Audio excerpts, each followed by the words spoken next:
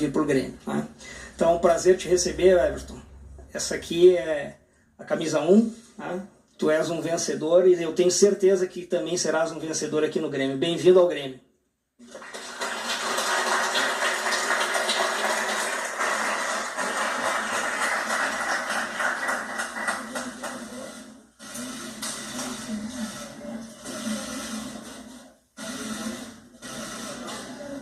Eu vou abrir a coletiva, viu, cara?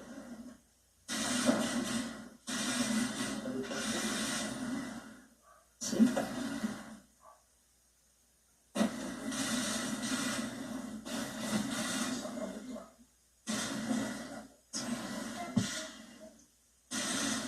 Bem-vindo, muito sucesso.